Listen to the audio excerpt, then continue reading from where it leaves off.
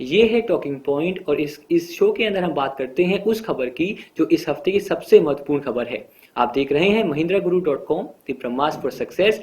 और आज बात करते हैं सबसे पहले हम इंडिया पोस्ट पेमेंट बैंक्स की।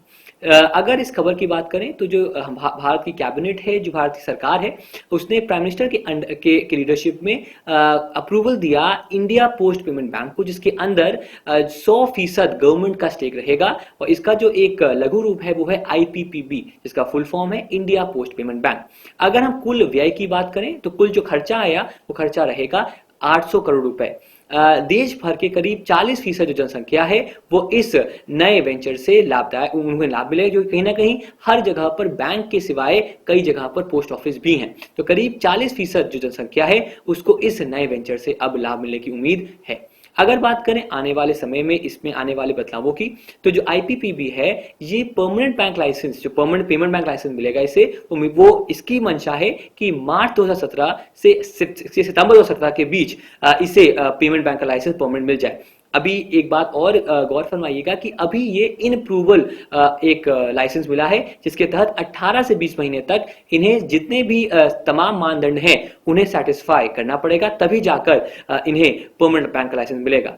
जो अगर मंशा की बात करें IPPB की, तो जो मंशा वो ये है कि 2017 तक करीब 650 पेमेंट बैंक की ब्रांचेस देश भर में बन जाएं, जिसके तहत तमाम डिजिटल सेवाएं, चाहे वो ATM की बात हो, POS की बात हो, मोबाइल पॉइंट ऑफ सेल की बात हो, इन सेवाओं का भी लाभ जो ग्राहक हैं, जो कस्टमर्स हैं, वो ले सके।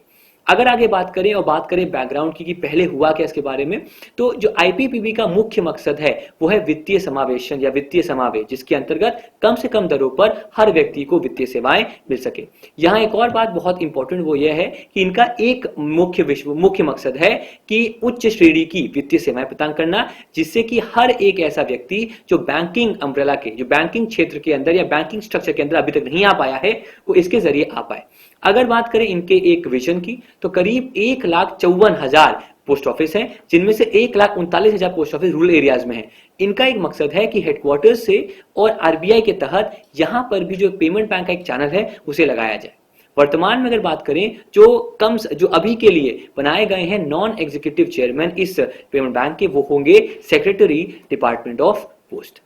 ये थी खबर हमारा इंडिया पोस्ट के बारे में, जिसने लॉन्च किया है इंडिया पोस्ट पेमेंट बैंक। इससे न सिर्फ एक तरह से बैंकिंग चैनल बढ़ेगा, वित्तीय समावेशन होगा, बल्कि लाखों रोजगार भी उत्पन्न होंगे। सेकंड जो खबर इस हफ्ते की टॉकिंग पॉइंट बनी है वो है विकास दर। भारत की विकास दर केंद्रीय सांख्यिकी संगठन द्वारा बताई गई है 7.6%। पिछले तिमाही में जो 2015-16 तिमाही थी उसमें दर थी 7.9, जिस वजह से जो ओवरऑल GDP ग्रोथ हो गई वो हो गई 7.6%। अगर आप इस डेटा को देखें तो सबसे पहले हम बात करें तो पिछले साल मतलब 2015-16 में 7.6% आई, उससे पहले 7.2 और फिर 6.6। तो 2010-11 के बाद आप देख सकते हैं कि जो ग्रोथ आई है वो सर्वाधिक कब आई है सर? 2015-16 में। यहाँ एक और अहम बात है कि एक जो अनुमान लगाया है CSO ने आने वाले वर्ष में मतलब 16-17 में, वो ये है कि 8% तक हमारी ग्रोथ रह सकती है। तो ये थी हमारी सेकंड टॉकिंग पॉइंट की खबर। और थर्ड बहुत ही एक रोचक खबर है, IPL में जो डिफरेंट रिकॉर्ड्स बने, जो डिफरेंट टाइटल्स मिलते हैं, उनमें अगर बात करें तो विराट कोहली को मिली orange cap for the highest run getter. सबसे सर्वाधिक रन इन्होंने बनाए IPL में, करीब 650 इन्होंने लगा दी, करीब 3 से अधिक सेंचुरी भी लगाई है।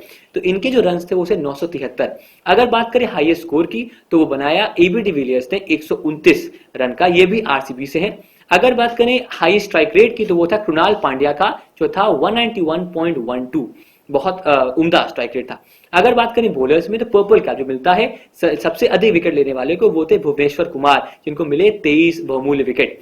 यहाँ एक और अहम खबर, बॉलिंग एवरेज वहां थे एडम जैम्पा 9.58 रन पर ओवर, जो थे धोनी की team rising Pune super giants से।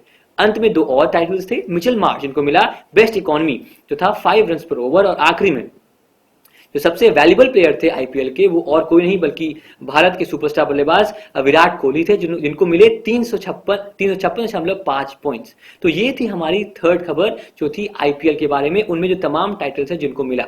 इसी के साथ हम आपसे विदा लेते हैं। उम्मीद करते हैं कि आप हमें सब्सक्राइब करेंगे यूट्यूब पर। एक और खास बात कि हम बहुत जल्द कंपटीशन बूस्टर और माइका को लॉन्च करेंगे। साथ ही साथ यूआईआईसी के लिए भी हम एक बूस्टर आने वाले हैं 5 या 6 जून को, जिससे कि जो जिनका पेपर यूआईआईसी का है उनको लाभ हो सके।